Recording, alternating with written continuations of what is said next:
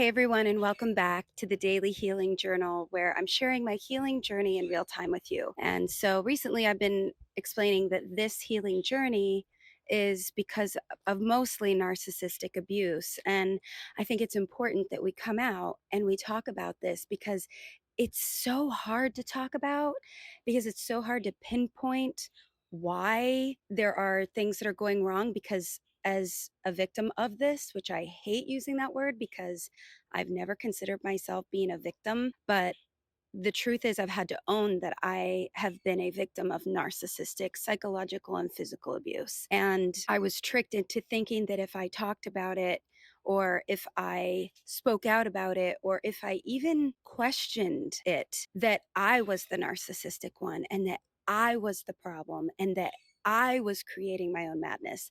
And I do agree to a point that when we talk about things, we create more of it, right? But that's why I want to talk about the healing part of this, because I think that the world would be a much better place if we all got together and went, hey, guess what? Nobody's perfect. And if we can correct our own behaviors so that we stop attracting these narcissists and we disarm them with new behaviors, I think that that would help. And I'm pretty passionate about this because I'm a very strong willed person. I'm pretty hard to manipulate. And I was very manipulated to the point where I questioned almost every part of my reality. And so today I want to talk about when we go through any form of abuse at all, but especially narcissistic abuse, when we are lied to and made to look like the crazy one and everything is spun on us. It's normal to want to go and confide with people to try to figure out what's going on, because if you've ever been in this situation, nothing makes sense after a certain amount of time. And then what does make sense are the patterns, but you still can't figure out why they're there. Many narcissists go undiagnosed, and even if they are, it's something that's so difficult for people to own. There are some self-aware narcissists on the internet that you can find, but again, it's such an ordeal, all of it. It's daunting to even think about. It's daunting to go through and heal through. And as a singer, songwriter, painter, I was reluctant to confide in too many people about this because I know that it's my job to paint and sing, but I am a human being. And I have learned through sharing my journey that when you share a journey and you talk about what you're going through, as long as you're coming from a place of just wanting something to heal and be better and go into recovery, you're going to get more of that. And the empathy that is needed in this type of situation is so heavy and so big. And I'm lucky. I live in Key West. I have an amazing community. We're one human family down here. And it's amazing when you're vulnerable what can happen, little miracles here and there. You might make friendships and connections with people that maybe you never thought possible. And I'm not telling you to go out and tell the world, but today I want to talk about maybe when you tell your friend circle, or maybe when you tell your family members. And a lot of times people who have never been in this type of situation, and or they've normalized this behavior, which I was one of those people, it's almost as if they want to sweep it under the rug and just tell you to shush and move on with your life. And or, oh, it's not that bad. And to be fair, this perspective is valid. The reason for that is everybody has their own perspective based on their own experiences in life. And you have to remember that with a narcissist, they're going to go and pretend that there's somebody completely different in front of these people. And this is where they get you. Because let's say you go to a party, and I've said this in a few videos before, where, they are that old cool self, that like real charismatic and really nice to everybody, charming. And a lot of times, you sit there and go, oh, there's the person I fell in love with. There's the person I know and love. And it tricks you into thinking they're going to go back to that. But when you get in that car, that truck, you go home, close the door, behind closed doors, the masks fall off again. But that little dopamine hit and that little confirmation that they have the capability to put this act on, the part we have to remember is it is an act. One of the hardest things for me was not necessarily losing the relationship. It was letting go of the false image that I was in love with.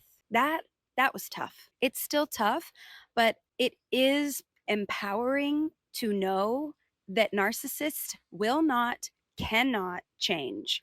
Narcissists will not change. They can't. They physically can't, the way that their brain structure is. And I'm not going to go into that. I'm not a doctor or a scientist. But what I will do is recommend Dr. Ramani. Check her YouTube out. She can go into the depth of why, and if there's anything that you need, you can go to her channel. And honestly, it's helped me a lot. She is amazing. And I didn't realize until I went to therapy that I was in a very toxic situation. And I found myself even keeping some truths from my therapist in the beginning because I wanted to protect this person. And initially, I was not in therapy over my relationship, but I did put in there that I wanted to talk about my relationship initially. And then I remember when my therapist asked me, okay, so you're here for relationship counseling or whatever. And I kind of said, oh, no, no, I'm here for me, which was true. But I sort of swept it away. And now looking back, I think that that was a big sign that I was in denial. So when we go into denial, we have a hard time actually telling our friends and family the truth. And especially if we keep believing that they're going to go back to being that love bombing stage, because we get to see it and they say, oh, we're so sorry. And they bring you the flowers and they bring you the gifts and they shower you with all this love, and it's usually quite conditional. Narcissists are incapable of showing empathy. And there were a few things that I saw and experienced in the very beginning that I questioned. And I'm not going to go into those today, but I will at some point. And it's just, those little red flags. And anybody who has not experienced narcissistic abuse, you are very lucky. And I highly recommend that you do keep watching these videos and understand, because you might meet one someday. And they find prey quickly. They find it while you're still with them. They might be talking to other people. I know with my experience, I was actively trying to have a baby with this person, and they were out there sleeping with others. They were out there getting their smear campaign ready. And sometimes these people will go to extremes, like threaten their life, right? And anybody with any amount of empathy would go, oh my gosh, how can I help you? Let's get you help and let's get some safety going on here. And they will never see that as a compliment. And I've also learned that a lot of times when these people make those strange threats and those really awful threats, honestly, this is not a cry for help. And I can't speak for them, but what I've learned through therapy is they probably won't do that.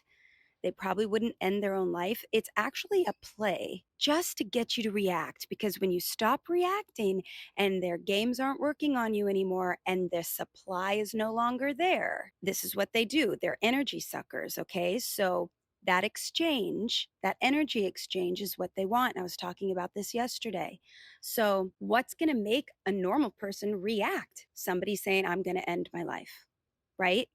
I mean, anybody in their right mind would flip out over that and get very scared and worried.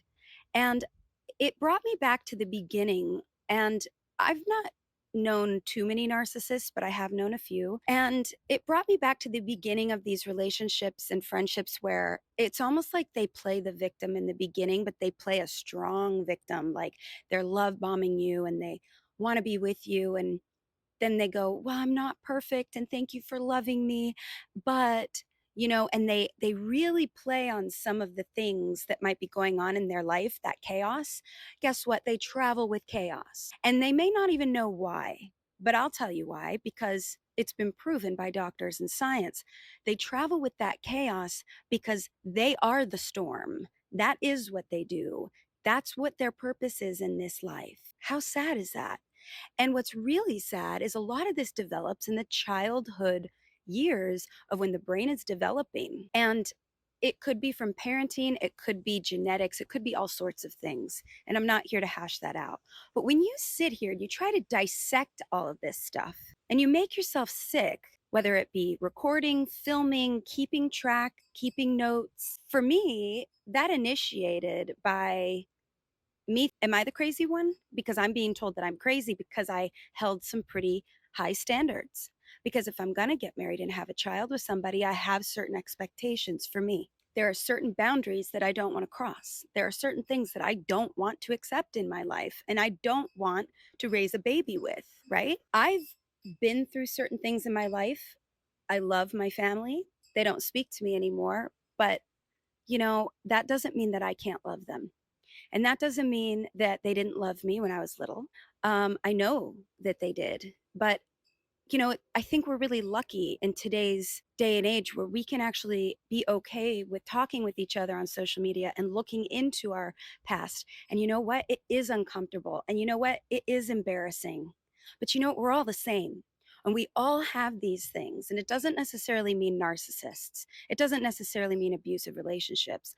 But it's important that we remember that no one person on this planet is any better than the other when it comes to this sort of thing. And we should get comfortable with talking about it because then you connect, right? And one of my dear friends made a video a few months back, actually more than a few months, was I think December or so. And I remember him saying, I wish I had shared my journey before now because I realized how healing it was when I initially was sharing my journey. And it was a health journey for him, but still. And that really hit me. And I'm a messenger and I'm a singer and songwriter and a storyteller. But, I felt like, how could I go through any of this alone? It was just not an option. And so that's what I'm saying here.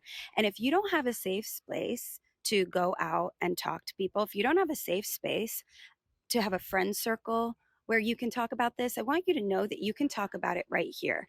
As long as it's respectful, you can talk about it right here and you can share your stories in the comments below, make friends, and share what's going on. This helps people. And I've got a ton of videos under the daily healing playlist where you can just go through and find different videos that might be good for what you're going through at the time. I have to say that getting therapy has helped me immensely. And I also know that finding other communities, even if it's online, to connect with people who are going through and have gone through what you're going through is helpful. Because when you go and you try to tell the friends and the family about it, like I said in the beginning of the video, they might brush it off. And it also can make people uncomfortable because let's just be real. Imagine how hard it is for us to be piecing this together and trying to make sense of it. The gaslighting gets so bad. And if you don't have proof of the behavior, which I made myself sick doing because I was afraid, I eventually got afraid. At first, like I said, was doing this because I honestly thought that maybe I was the problem because that's what this person kept saying.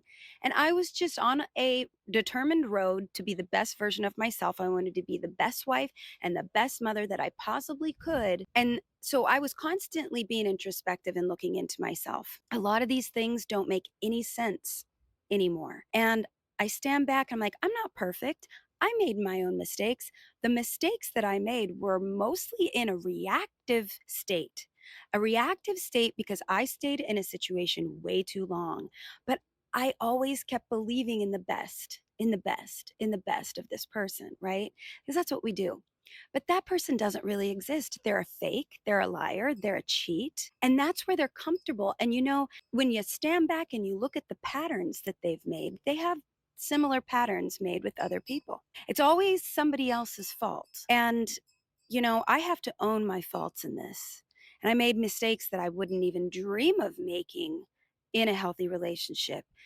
And, at some point, you have to ask yourself, is this really worth it to lose yourself? And sometimes you're so mixed up and you can't vent to anybody because nobody seems to understand.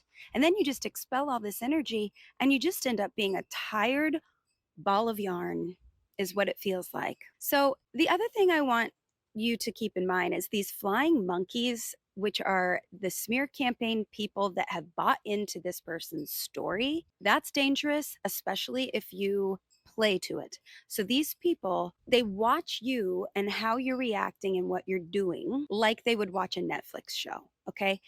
And I know that I've put this out there. So that's kind of going to be expected here, and I don't care.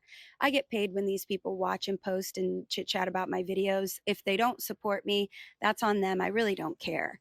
I'm not here for those people. I'm here for me, and I'm here for you, the people who are here to heal and learn more about narcissistic abuse and awareness and make sure that we can stick together, because our justice system is not built for this, and it should be. And I think eventually, if enough people speak out about this, it's just a matter of time.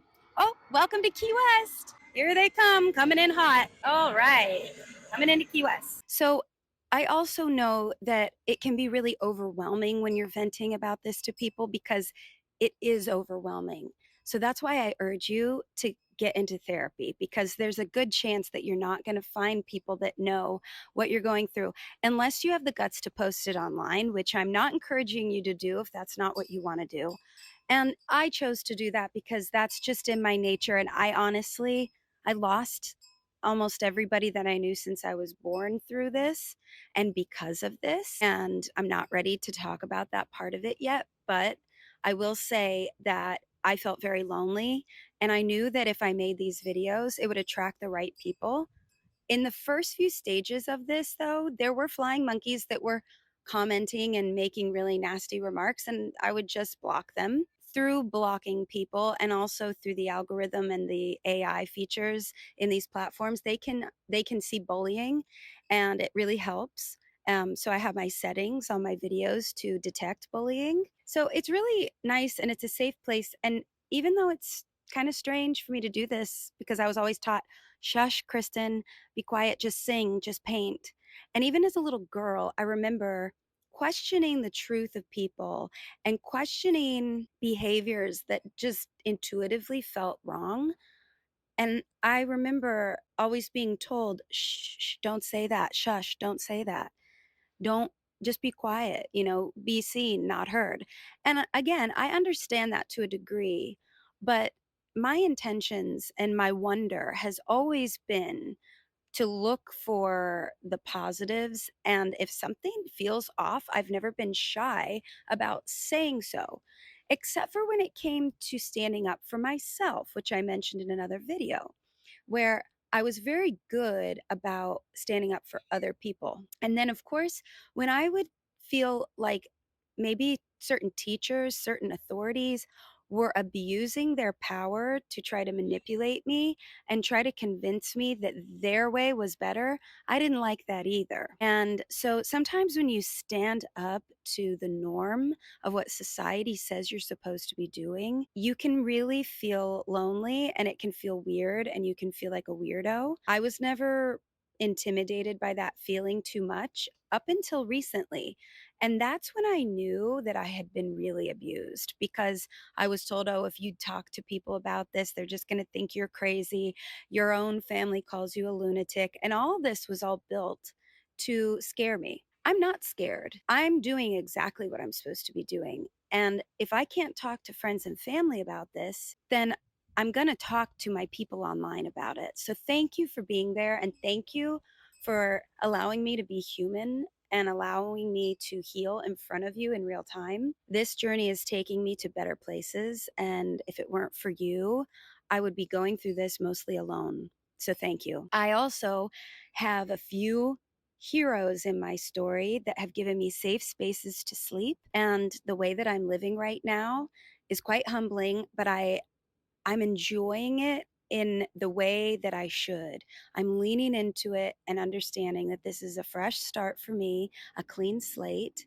And if I can't make sense of it, then I'll journal.